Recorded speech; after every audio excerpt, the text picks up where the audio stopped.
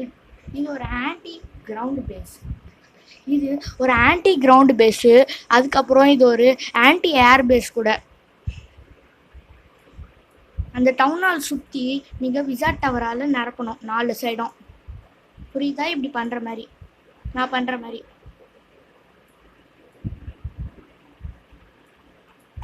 அதுக்கப்புறம் ஆர்ச்சர் டவரை சைடில் வச்சுக்கோங்க, இந்த கேப் ஃபில் பண்ண.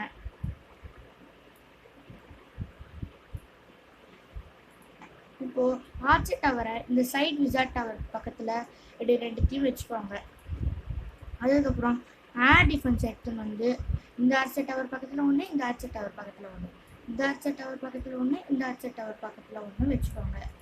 இந்த 2 ஆர்ச்சர் டவருக்காக நாங்கள் இப்படி ஒரு ரிட்டன் டெல்ஸா, இப்படி ஒரு ரிட்டன் டெல்ஸா, இப்படி ஒரு ரிட்டன் டெல்ஸா, இப்படி ஒரு ரிட்டன் டெல்ஸா வைக்கிறேன், பார்த்துக்கோங்க. அதுக்கப்புறம் இங்கே கரெக்டாக இங்கே ஒரு எக்ஸ்போ, இங்கே ஒரு எக்ஸ்போ வச்சுக்கோங்க.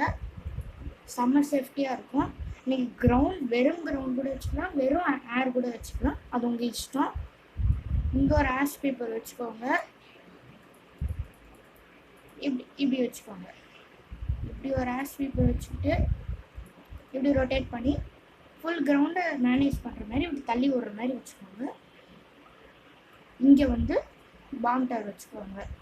இந்த ரிட்டன் டெல்ஸா பக்கத்துலேயே இங்கே ஒரு பார்பேரியன் கிங் வச்சுக்கோங்க.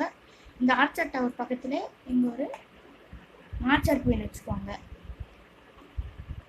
இங்கே இப்படியே இப்படி வந்தீங்கன்னா ஒரு மோட்ரு வச்சுட்டு இந்த சைடு ஒரு மோட்ரு வச்சுக்கோங்க, பார்பேரியன் கிங் சப்போர்ட்டாக.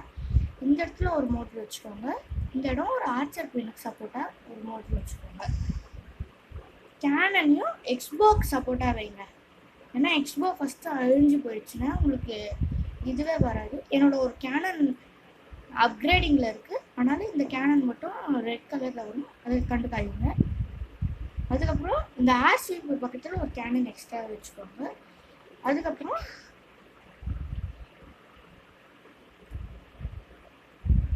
பிளான் கேஸ்ல இங்கே வைங்க.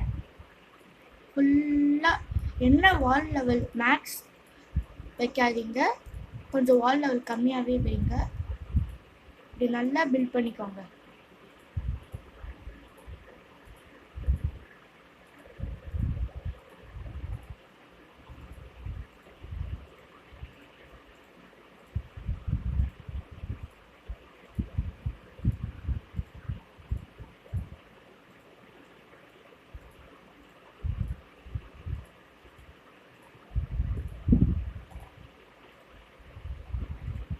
இங்கே மட்டும் இந்த கேனனுக்கு மட்டும் டபுள் லேயர் ப்ரொடெக்ஷன் போட்டுக்கோங்க. ஏன்னா அதுதான் வீக்கஸ்ட் பாயிண்ட். டபுள் லேயர் போட்டிங்கன்னா கிரவுண்டாலும் உங்களால் எதுவும் பண்ண முடியாது, அதுதான் கிரவுண்டுக்கு வீக்கஸ்ட் பாயிண்ட்டு. இப்படி அதனால் 2 லேயர் போட்டதுனால இப்போ ஈக்குவல் பவர் ஷேர் பண்ணிடும். இந்த இடம் ஏருக்கு வீக்னஸ் பாயிண்ட். இங்கே எக்ஸ்போ இருக்கிறதுனால ஏர் அண்ட் கிரவுண்ட் வச்சுக்கோங்க. இதை வெறும் கிரவுண்டு வச்சுக்கிறதா இருந்தாலும் வச்சுக்கோங்க. இப்போ பில்டர் இங்கே ஒன்று வச்சுக்கோங்க. என்கிட்ட 3 பில்டர் இருக்கிறதுனால வேறு இடத்துல வச்சுக்கிட்டு ஒன்று மட்டும் இந்த எட்ஜில் வைக்கிறேன். உங்ககிட்ட 2 பில்டர் இருந்தால் எப்படி வேணால் வச்சுக்கோங்க. 2 பில்டர் மட்டும் இங்கே இருக்கிற மாதிரி பார்த்துக்கோங்க.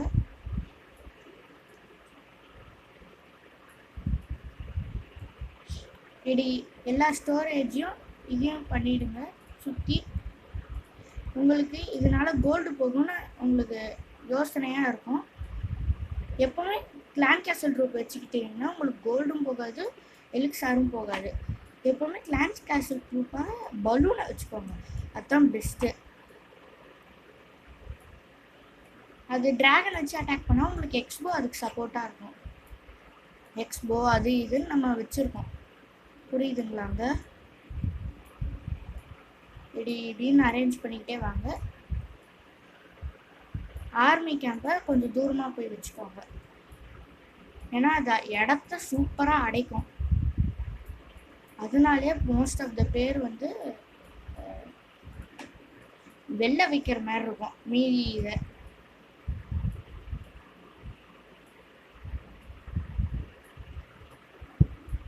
இப்போது இப்படி ஒரு லேயர் சுற்றி வச்சுக்கிங்கன்னா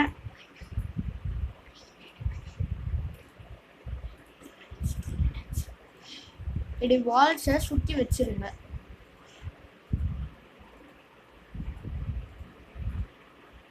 புரியுதா? வால்ஸை சுற்றி இப்படி வச்சிங்கன்னா உங்களுக்கு சூப்பர் பவர்ஃபுல்லாக இருக்கும். இந்த வாலை ஃபஸ்ட்டு வரத்துக்குள்ளாரே அவங்களுக்கும் ஒரு வால்ஸ் எவ்வளோ அப்கிரேட் பண்ணுறீங்களோ அவ்வளோக்கு ட்ரூப்ஸ் அது ஸ்லோ டவுன் பண்ணும். புரியுதுங்களா? எவ்வளோ ஸ்லோ டவுன் பண்ணுதோ அவ்வளோ உங்களுக்கு கெத்து. உங்களுக்கு அட்டாக்கிங் நேரம் ரொம்ப அதிகமாக இருக்கும். அட்டாக்கிங் நேரம் அதிகமாக இருந்ததுன்னா ஆப்போனன்ட் தோற்றுவான். சாரி, டிஃபெண்டிங் அது நம்மளுடைய அட்டாக்கிங் கூட சொல்லலாம்.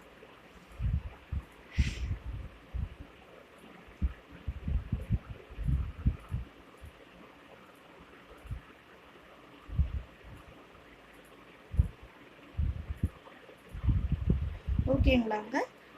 இதுக்கப்புறம் எக்ஸ்ட்ரா லேயர்ஸ் வைங்க. இப்படி ரொம்ப கம்மியாக தான் இருக்கும் மீதி பில்டிங்ஸ்லாம்.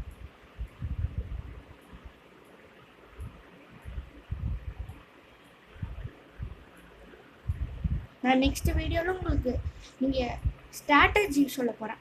ஒரு இதுக்கும் ஸ்ட்ராட்டஜிஸ் இருக்கும்ல, ஒரு டவுன் ஹாலுக்கும்.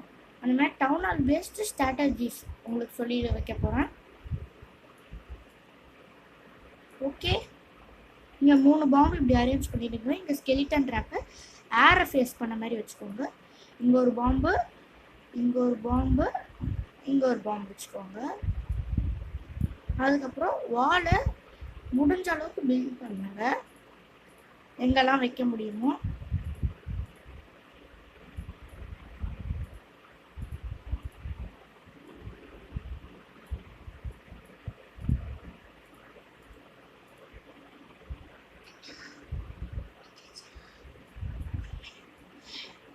ஒரு ஆர்மி கேம்ப் பக்கத்துலேயும் ஒரு ஜெயண்ட் பாம்பு வச்சிருங்க.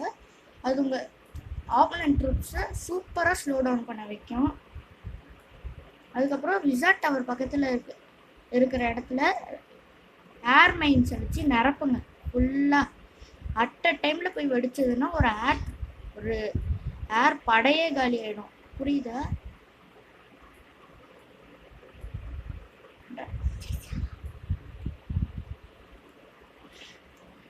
என்கிட்ட ஆனிவர்சரிஸ் ஃபவுண்டன் இருக்கிறதுனால நான் அதை அங்கே வைக்கிறேன். நீங்கள் ஸ்கெலிட்டன் ட்ராப்பையும் வச்சுருங்க. ஸ்ப்ரிங் ட்ராப்பை நீங்கள் உள்ளே வைங்க, அதுதான் இருக்கிறதுலே சேஃப்டி. ஹிடன் டெல்ஸா பக்கத்தில் வைங்க, அப்போ தான் எந்த கிரவுண்ட் டிஃபென்ஸும் ஹிடன் டெல்ஸா பக்கத்தில் வராது. இப்போது என்கிட்ட ஒரு ஃப்ளாக் இருக்குது, அதையும் வச்சுட்டேன்.